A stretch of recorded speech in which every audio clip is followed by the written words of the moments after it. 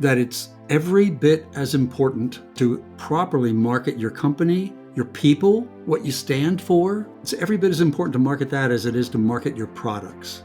We have a group called the SC Perennials, those of us who have attended every single conference. In terms of business growth, there should be a communications plan that rides along and helps to push it in that direction. The challenge of recruiting is one, the challenge of retention is another. From Orion X in association with Inside HPC, this is the At HPC podcast. Join Shaheen Khan and Doug Black as they discuss supercomputing technologies and the applications, markets, and policies that shape them. Thank you for being with us. Shaheen, great to be with you again. Great to be here, Doug. How are you? Very well, and we have a special guest with us, Mike Bernhardt, seasoned HPC marketing veteran. Mike, welcome. Hey guys, thank you. I'm a big fan of your podcast, so I'm happy to be here. Well, thanks so much. And Mike, you've been in the HPC sector for, I think, 30 plus years. Could you kind of give us a brief summary of your career and what you've been doing lately and what you're doing now? Sure, Doug. Yeah, thanks. The HPC community has been my home for 35 years. I attended the first SC conference, Supercomputing 88, back in Orlando, and I've been to every SC conference since. This year will be my 35th appearance, if you can believe that. I mean, we refer to SC 22 as the 34th anniversary, based on anniversary years. But yeah, 35 years in a row. Wow. We have a group called the SC Perennials, those of us who have attended every single conference since 88. And I believe I'm the only one who's been dedicated to HPC marketing and communications. Most of my perennial colleagues have much deeper, much more impressive technical backgrounds than I do. And you may remember I also served as the communications chair for the SC09 conference. That was one of the years it was held in Portland, Oregon. Now, beyond SC, I have a rather broad range of experience.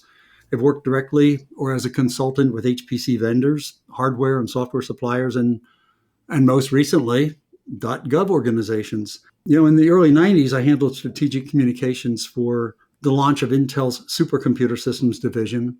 And then in late 94, I started the Bernhardt Agency, which was a strategic market relations and communications agency working with global companies. And I think for probably more than 2 decades, we were one of the most recognized marketing firms in HPC.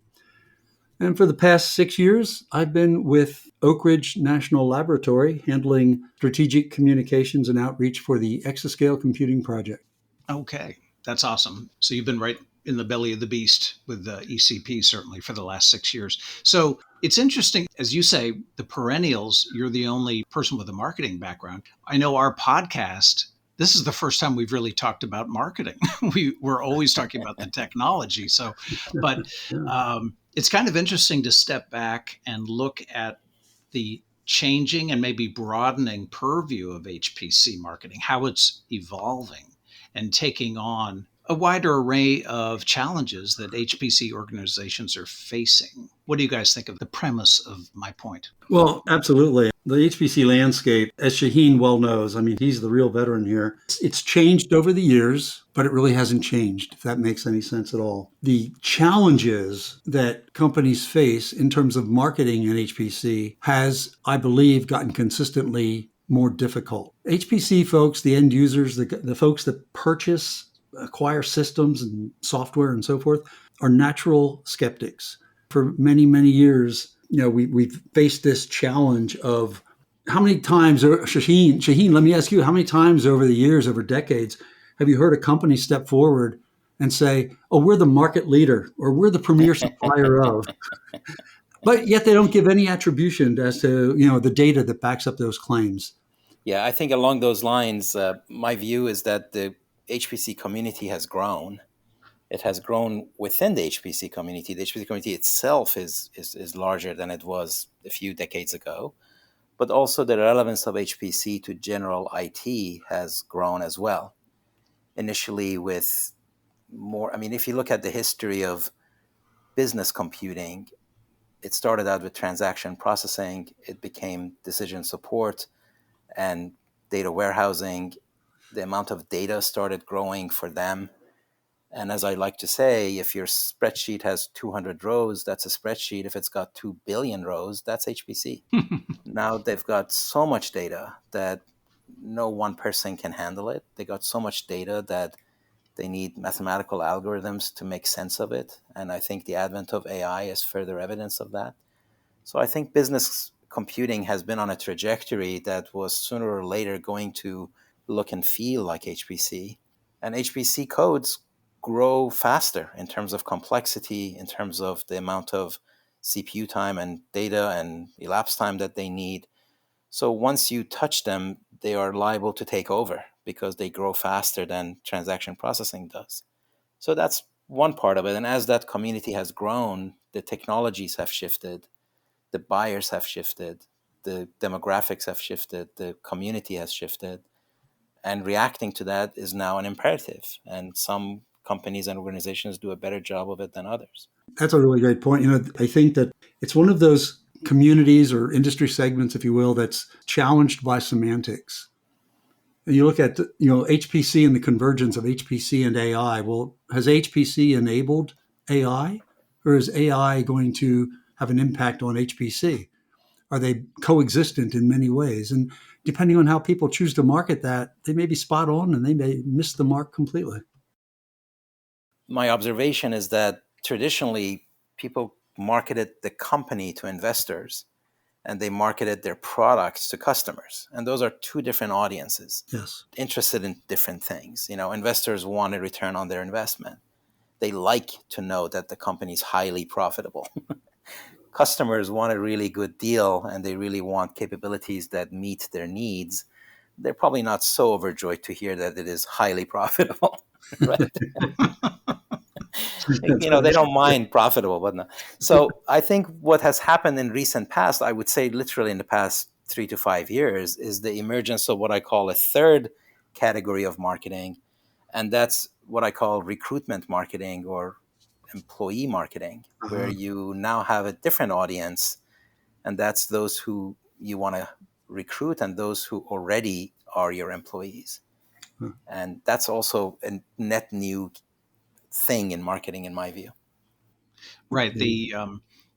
As I was at Oak Ridge last month at the Hyperion conference, and that came up as a major topic.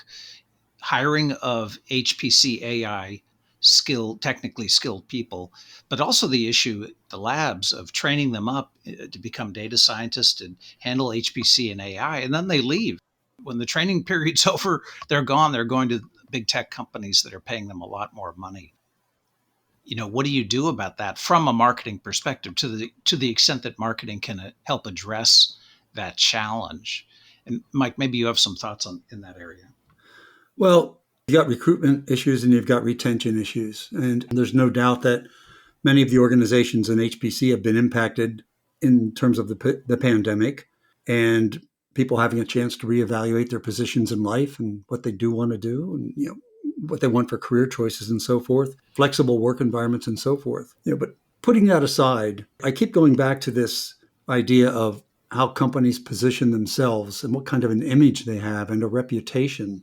Nobody wants to go out and work for a company that's got a bad reputation, treats employees badly, doesn't offer the same kind of packages and so forth. So the challenge of recruiting is one, the challenge of retention is another. With the labs, whether they're governmental agency labs, whether they're healthcare research institutions with pharmaceutical firms attached and so forth, they offer something that maybe is a little bit unique over most of the manufacturers in HPC. And that is the chance to maybe step up and do something that's bigger than yourself, chance to work in an environment where you can really take pride in the fact that you're doing something that could possibly change the way we live, change the quality of life, really have an impact. But that being said, the competitive nature of marketing today, the high-tech firms are stealing employees from each other. The labs have to compete with those organizations, and they have to find compensation packages, full packages, right? You take a factor into, the cost of living in certain areas and the benefit packages and things like that, and flexible work environments. If you can get those somewhat close to each other in the same ballpark, then maybe there's a chance that the factor that will push some candidates over the edge would be how they view that company. And is it a company that they're proud to tell their family and their friends that they're going to work for? Is it a company that has a good reputation for taking care of their responsibilities in their communities and so forth. Yeah, I think we want to come back and really talk about all of those aspects of marketing. But since we are on recruitment, I think as Mike, you nailed it. It is compensation, it's mission, and it's culture. Yep. And maybe not in the same order for everybody, but those to me are the big three vectors. And for compensation, it's a total compensation. It is salary, benefits, equity, bonus. The private companies have an easier time granting stock options. Government agencies can't do that. That's not part of it. So how can they make up for that? Or maybe there are other ways that they can provide that sort of flexibility. Maybe it's, like you said, the training and the entrepreneurship. Mission, it needs to be inspiring. It needs to be important. It can be a national scale. It can be human scale. Now, being an HPC is already pretty inspiring because almost everything you touch is human scale sort of a problem. And then you've got culture, and that's a really big deal too. It's the management practices, it's the work environment, it's the perspective of the organization on social and other issues that are important to employees. And then it's the flexible work environment. All of those really add up. Yeah, absolutely. And Shaheen, it's not just about the employee. In most cases, you're dealing with families. And those families have to see, the enticement. It could come down into include school systems, geographic area, and what that geographic area offers for a family for entertainment, sports, and so forth. That's a really important point too. You're right. Yeah. And well, of course, that also favors hiring really young people who don't have a family yet. That's right. And Yeah. maybe they will build one at your location. And then that's just more, yeah, you're right. It's a really good point. Although it's funny, when at Oak Ridge, I got talking with folks at lunch, lab employees. They're going on about the outstanding school system, Oak Ridge High School, with many advanced placement coursework in the high school, getting these kids ready for elite schools. And that's where the labs can have a huge impact on the local community, the educational infrastructure, and so forth. It was kind of interesting. But a big point here, Mike and Shaheen, is that HPC marketing has really moved beyond where it was, say, 30 years ago. Very speeds, feeds oriented, I would venture to say. Disagree with me. And really taken on just a wider and wider array of challenges for organizations. A lot of the folks that I've talked to over the last several years that have changed jobs, changed organizations, it's not that they started out saying, I need to go get more money. Good people in HPC are typically, I think this is my experience anyway, I believe this is true, are typically fairly well compensated. If you're really good, you're at the top of your game, you get paid well, you have good compensation packages. But why did they then choose to leave one organization to go to another? In some cases that I know of, it's been tired of the area and want to try something new. But in other cases, it's been, I really like what that company's doing. I want to go work for them. Just flat out interested in a company, and they want to go work in that environment. I do want to add that while compensation is not the make or break in general, it also depends on just how much of a delta we're talking about. I think if somebody's paying you twice what you're making, okay, that becomes a little bit harder to say no to. Yes. And especially if the company also has some reputation and it doesn't look like a bad place to work, and you may actually get more of this and more of that. Yeah. And I think that's the reality of HPC today, especially with folks looking to hire more AI oriented people. AI has a very common overlap with HPC in terms of the algorithms and the skill set and the infrastructure. And even when you plot them over time in the future, it's going to be even more so. So suddenly these big companies can go get HPC oriented people and pay them like giant companies can do. And that's just really hard to compete with. To compete with that, you do need to address the compensation issue. It cannot just be culture and mission. No, you're absolutely right. I couldn't agree more.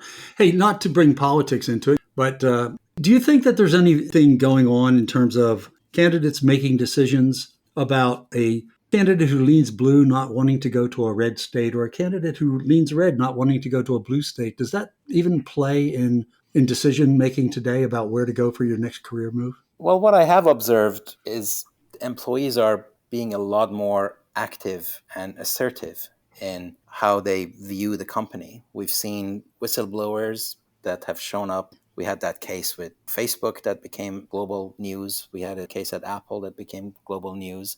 Now, in the old days, you would not really see that. You would see it as employees saying that if I do this, I may get fired. And we are increasingly seeing employees not really care so much, either because they've been working at those companies enough to have enough of a nest egg to not worry about it, or because it's just sort of the new model among the millennials and Gen Zs and the younger folks. So I do see a move by employees to want to renegotiate the balance of power between the company and the employees. And they're going to say, I want this because that is my value system. Now, that I think extends to social and political parameters as well. Those considerations also are not nothing. And while I don't really see anything that shows like it's a major trend, I also have to assume that it plays a role. Yeah, that's one thing I've observed in my career, especially in HPC and AI and big tech, is it's not only that they might have a nest egg so they're financially secure, or not just that it's a matter of personal values. It's also that they know they can walk across the street and get another job right away. They're in such demand. And I think in that sense, social issues are taking on are a larger and larger factor with employee retention and hiring. And that's just more part of the mix that needs to be addressed in the communications and the corporate positioning. I think that's a very good point. Yeah. Let's go back to like the 70s, early 80s. Anybody that was worth their salt in advanced computing or high end or emerging technologies, let's say, they were changing jobs every 2 to 3 years. They were getting recruited. They were getting incredible offers from companies, stock options, and so forth. And nobody got really faulted for not being loyal to the employers. Well, that's a really good point. That has shifted over the past many decades now, is that we've seen history being you go work for a company out of school and you retire with a watch and you're done. And then if you shifted jobs too much, it was like not a good reputation. Yeah. And then it was okay to change twice. And then it was okay to change 3 times. And then it was okay to change every 3 years and it was no problem. So I think, the implicit contract between the employer and employee shifted as employers started laying people off, and getting laid off was a stigma in the beginning. And then it really wasn't. It was like everybody understood what was going on. And that is a big factor, is that was a signal to employees that they have to manage their own career, that the company isn't doing it for them. Yeah, it was a breakdown in loyalty on both sides. Well, right. That's right. Yeah. That's right. Yeah. And so now loyalty really has to come through mission, through culture, through the nature of the technology. And when you have it, it's certainly can improve productivity and the high performance capabilities of the team, not just the products. Exactly. Right. And one of the things that I have noticed in the laboratory infrastructure throughout the country is there is much more employee loyalty. There's that sense of doing something bigger than yourself, and employees seem to stay around. Now, looking at more traditional HPC marketing challenges, more on the product and the tech side, do you guys have thoughts from an overall perspective, and maybe with some anecdotes to back it up, flaws and strengths that you're seeing in HPC marketing? For example, I know, Mike, you've talked about being too speed feed oriented and also maybe too short term focused. I mean, that leaves out a big part of the equation. Yeah, I think that there's a place and a time to brag about your speeds and your feeds, to use that terminology. But it's not for everybody, and it's not to be used as your main cover item, I think. I've always told clients over the years with my agency that, for example, price performance is not sustainable as your leading market position. Somebody could come along any day of the week and knock you out of that price performance leadership position.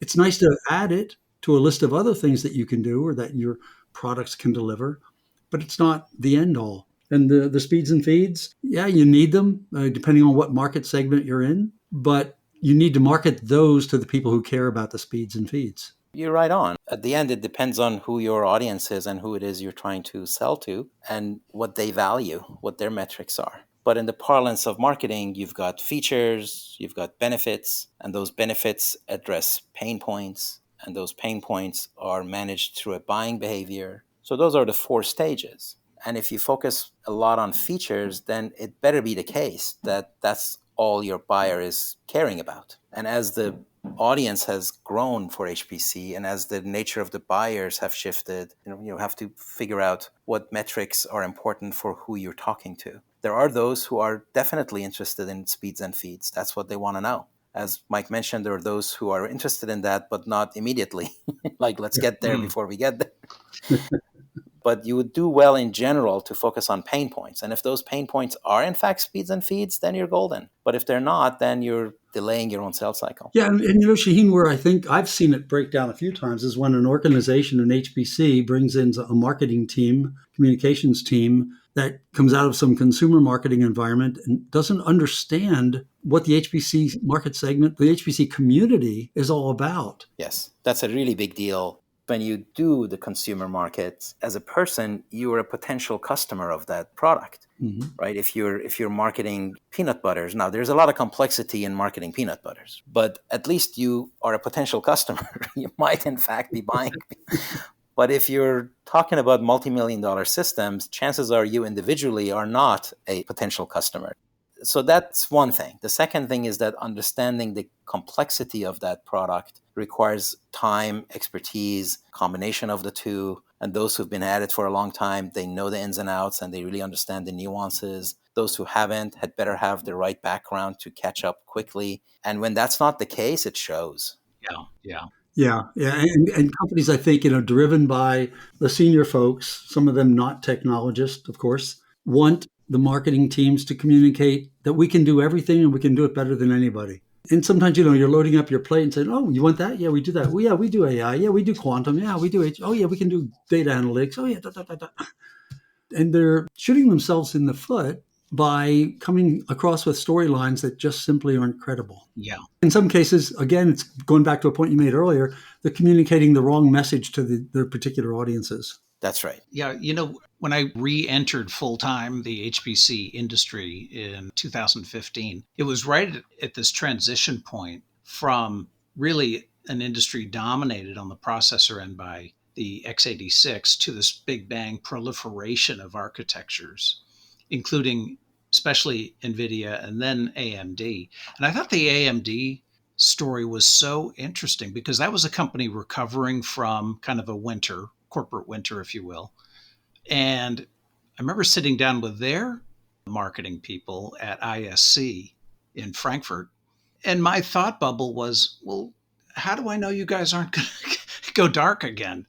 So they really had that credibility challenge. And I think they certainly emphasized price performance leadership, but I also think they leveraged the Lisa Su leadership and her personality and credentials and credibility very well. I don't know if you guys closely observed that whole evolution and how they regained their credibility footing in the industry. I did. And I think the story also shows how difficult it is to recover from missteps, because AMD was in fact suffering from previous missteps. And there was a time when people were saying that that company is not going to be saved just one person. It's going to require a lot more. And Lisa Su is a rock star because she did it. She did it. And they have executed flawlessly, and the team has assembled around her, and it's just such an impressive success story. It's really hard to do. I can't imagine all the challenges that they had to go through and she had to go through to bootstrap their way into this position of strength that they are now. But they are definitely, in some ways, an exception.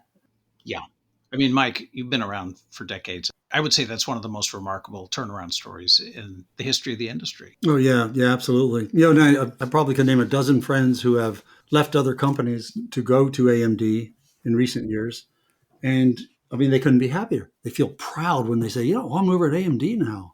And that's that whole thing about, using the corporate culture as a lead to kind of represent what your company's about. Innovation, not only thought leadership, but technology leadership. Yeah, tremendous. And then we have NVIDIA, and they've kind of wrapped themselves to a great degree around Jensen, a company that is really in a leadership position with GPUs and AI, and how they got there. Very, very impressive. Again, to go up against the entrenched x86 architecture and take it on and really succeed. Very, very impressive. Yeah, that's another giant success story, and just going on and on and on because Jensen is just extremely good. Now, a problem that these companies with a very visible, very publicly acknowledged superstar CEO, Steve Jobs at Apple, Jensen at NVIDIA, Larry Ellison at Oracle, Lisa Su at AMD. The big problem is really succession planning. Well, that's why companies hire people like Mike Bernhardt, right, to deal with that, I think. Right, Mike?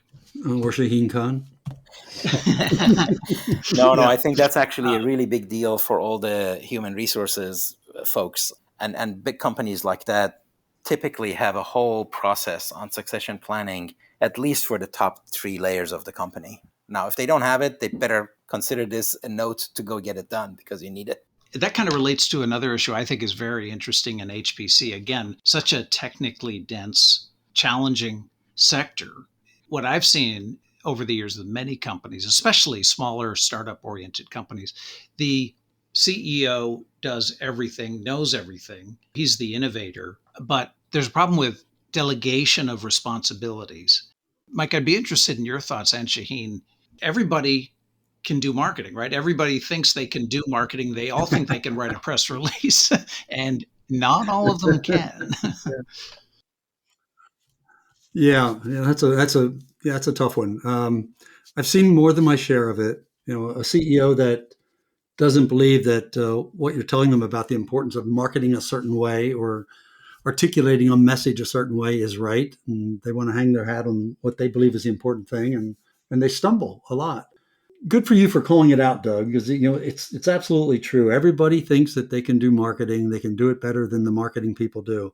There are some really excellent folks in marketing and communications. What I've experienced over the years, not to throw any shade on anybody that's ever been out there marketing or doing communications in HPC, but I've seen a fair share of people who really didn't know how to do strategic planning as far as communications goes. They become very reactive to what's the next product announcement, what's the next trade show that we have to work toward. Let's get our announcements together for the SC conference, for ISC, for the SIAM show, whatever it might be. And there's no long-term strategic vision for communications. And it should be tied right down to the business office of wherever that company's going over the next 3 to 5 years in terms of business growth. There should be a communications plan that rides along and helps to push it in that direction. I don't know if you agree with that, Shaheen, but that's... I absolutely do. In fact, my advice to my CEO friends for at least the last 10 years, if not more, has been that you've got to take marketing as seriously as you take engineering. Just like you have an intuitive feel for what it takes to build a product. You don't hire a summer intern and expect at the end of the summer, like SAP, right? Yeah. You're not going to do that. You understand that it takes an army of engineers to do an army level kind of a product.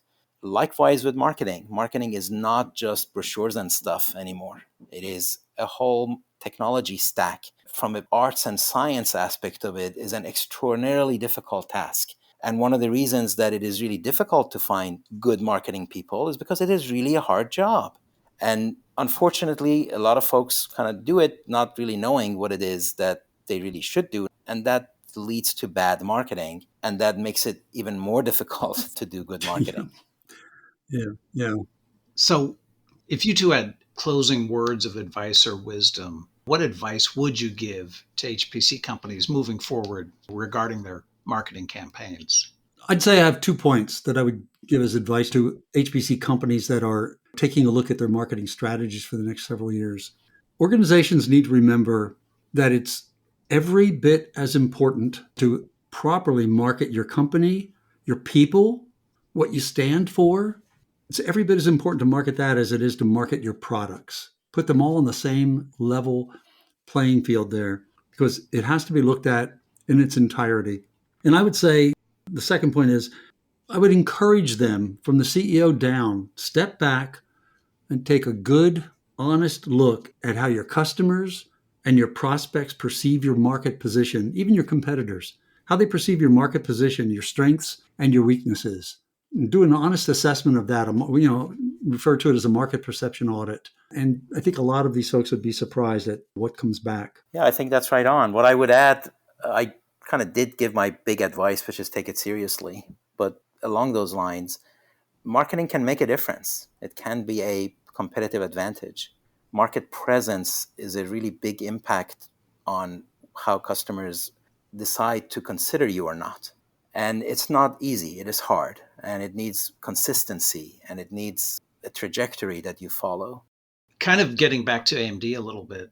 AMD had to reestablish themselves as a company you would want to be in a partnership with. And I think that's really what you guys are saying. It's product and technology, but are you a reliable, innovative, well-run company? And then how do you communicate that you are, Well, I think the other piece of advice would be that the marketing job is to match your real strengths with real needs. There you go. It's not about fitting your strengths with those who don't need it. And it's not about pretending you have strengths that you don't have. That's its job. So if you've done right, it can make sure that it finds the customers that are really going to value your strengths and be loyal customers going forward. If you see it that way, I think you'll be successful. Yeah, well said. Great stuff. Okay, gentlemen. Mike Bernhardt, great to be with you. And Shaheen, we'll talk again soon. Thanks, guys. I really enjoyed this. Thank you, Mike. What a treat. Thanks so much. That's it for this episode of the At HPC podcast. Every episode is featured on InsideHPC.com and posted on OrionX.net. Use the comment section or tweet us with any questions or to propose topics of discussion. If you like the show, rate and review it on Apple Podcasts or wherever you listen. The At HPC podcast is a production of OrionX in association with Inside HPC. Thank you for listening.